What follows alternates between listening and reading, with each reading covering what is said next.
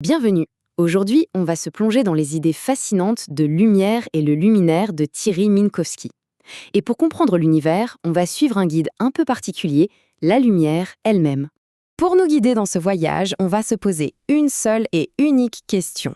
Si chaque particule de lumière, chaque photon est un messager, eh bien, quelle histoire nous raconte-t-il? Et tout commence avec une idée assez déroutante, un paradoxe qui est vraiment au cœur du livre. Celui qui oppose la lumière, le message donc, et sa propre source. Alors, voilà l'énigme. D'un côté, on a la lumière, le messager, qui file à une vitesse telle que pour elle, le temps ne s'écoule pas, elle ne vieillit jamais. Et de l'autre, on a sa source, que ce soit une étoile, un atome, qui elle est complètement soumise au temps qui passe, à l'usure. C'est fou, non? Comment une source temporelle peut-elle créer un messager intemporel? Ok, pour comprendre ça, il faut remonter à l'origine. D'où vient ce message? Comment, très concrètement, naît un photon? Ce qu'il faut bien comprendre, c'est qu'un photon n'apparaît jamais par magie. Chaque grain de lumière qui nous arrive est la preuve qu'il s'est passé quelque chose.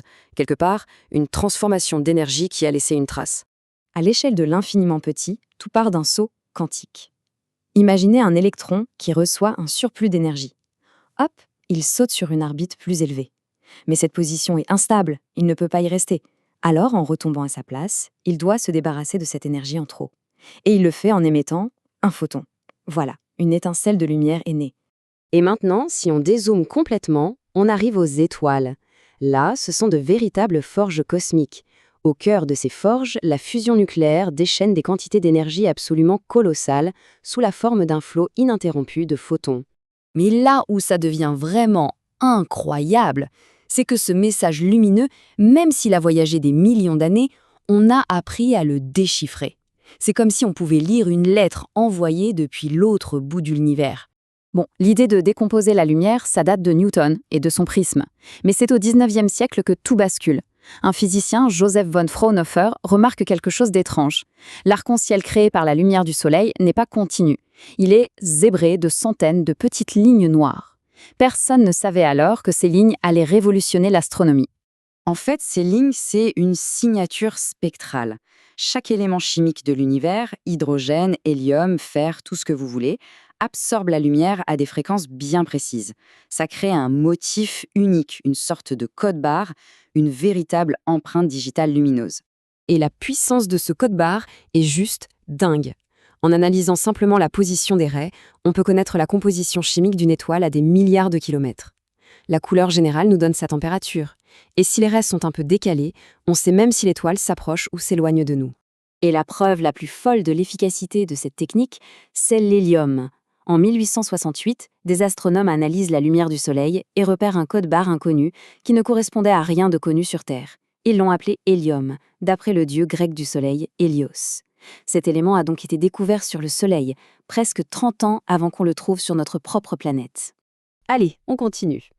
Et on va aborder maintenant une des conséquences les plus incroyables, les plus vertigineuses de ce grand voyage de la lumière. La lumière se déplace à une vitesse stupéfiante, près de 300 000 km par seconde. C'est hallucinant. Mais, et c'est ça le point crucial, cette vitesse n'est pas infinie. Et ça change absolument tout à notre perception du cosmos. Puisque la lumière met un certain temps pour nous parvenir, eh bien ça veut dire une chose toute simple mais fondamentale, regarder loin, c'est regarder dans le passé. La lumière de la Lune qu'on voit a en fait 1,3 secondes de retard, celle du Soleil, 8 minutes. Et quand on regarde la galaxie d'Andromède, on voit une image qui date d'il y a 2,5 millions d'années. L'univers se transforme alors sous nos yeux en une sorte d'immense machine à remonter le temps, une archive cosmique géante où chaque photon est un petit bout de mémoire, un témoin d'une époque révolue. Alors, si on peut regarder aussi loin, une question se pose.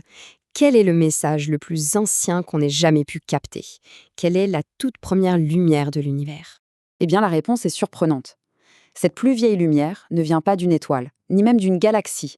C'est une lueur très faible qui baigne l'intégralité du cosmos, dans toutes les directions.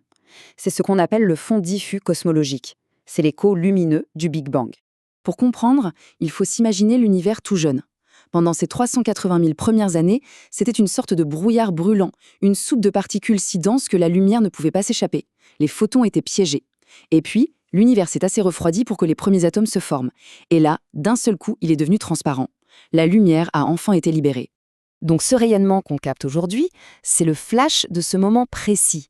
C'est littéralement la toute première photo de l'univers, la photo de l'univers quand il n'était encore qu'un bébé de 380 000 ans. Et tout ça nous ramène à la question de départ, à la pensée de Minkowski.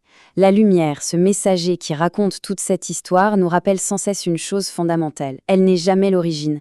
Elle pointe toujours vers autre chose, vers une source qui l'a créée, un principe qui est venu avant elle. La lumière nous a donc raconté l'histoire de l'univers, c'est certain. Mais au final, que nous révèle-t-elle vraiment sur le plus grand des mystères, celui de sa propre source originelle? La question reste ouverte.